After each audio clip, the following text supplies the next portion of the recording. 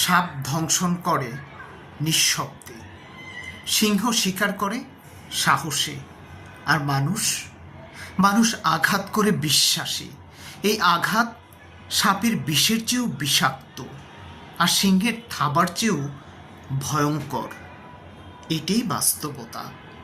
বিশ্বাস শব্দটা খুব ছোট, যা পড়তে হয়তো 1 সেকেন্ড সময় লাগে, বুঝতে কয়েক মিনিট লাগে, আর বোঝাতে পুরোটা জীবন লাগে। আর সেই বিশ্বাসটা ভাঙতে একটা মুহূর্তই যথেষ্ট।